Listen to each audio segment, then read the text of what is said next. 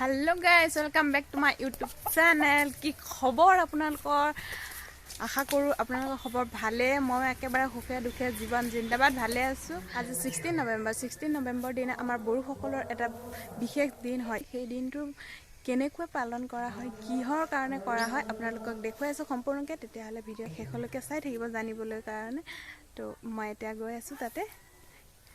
আপোনালোকে চাই থাকিব ইয়াতে লিখা আছে বড়োটোলে আফানি 73 গাঁও শান্তি চানফালি নাই ইয়াত মানে আমাৰ বড়ো সাহিত্য সভা 70 দশক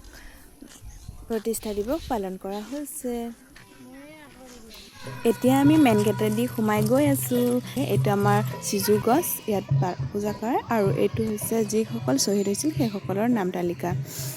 আৰু এইবোৰ যি দেখিছে ইয়াত কৈছে যে নিজৰ মাতৃৰ ভাষাটো ৰাখিবলৈ বহুত কিবা কিবি আৰু ইয়াতে কৈ দিছে 1952 চনৰ 16 নৱেম্বৰ আজিৰ দিনটোত আমাৰ বড়ো সাহিত্য সভা প্ৰতিষ্ঠা কৰা হৈছিল ডিস্ট্ৰিক্ট কোকৰাঝাৰৰ প্ৰেসিডেন্ট লিডাৰশ্বিপ হিচাপে আছিল জয়ভদ্ৰ হাগদিৰ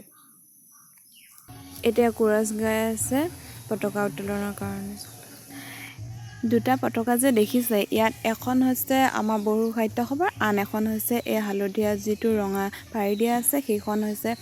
আমাৰ দিহিদাৰ ফচংথান বুলি কয় পতাকা উত্তোলন শেষ হ'ল এতিয়া বৰ্তমান এতিয়া এপাক ঘূৰিব লাগে এই এপাক ঘূৰি উঠাৰ পিছত আমাৰ শোভাযাত্ৰা আৰম্ভ হ'ব আপোনালোকে ভুল নবুজিব মই পিছফালৰ পৰা কৰিব লগা হৈছে কাৰণ মই বহুত পিছত আছো আগত বহুত দীঘল লাইন আছে শোভাযাত্ৰা কৰি আমাৰ আহি পালে এতিয়া জাগাত এই আমাৰ যিসকল হালধীয়া পিন্ধিছে মহিলাসকলে সেইটো আমাৰ ট্ৰেডিশনেল ড্ৰেছ হয় এটা মঞ্চ মুকলিৰ কাৰণে আমাৰ মহিলাসকলে কোৰাছ গাই আছে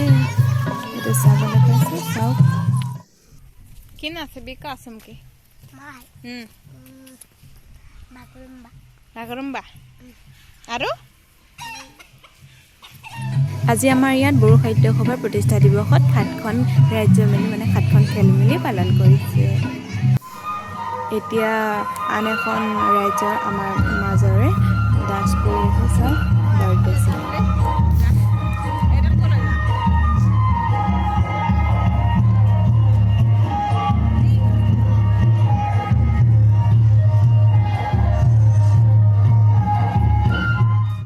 এইটো নাচটোক কয় ঢাল খুংগুৰি লৈ নাচা নাচ আমাৰ বড়োসকলে যুদ্ধৰ সময়ত কিদৰে কেনেকৈ লৈছিল যুদ্ধ কৰিবলৈ সেইবোৰ লৈ পেলাই ডান্সটো কৰা হৈছে আমাৰ গাভৰু কিজনী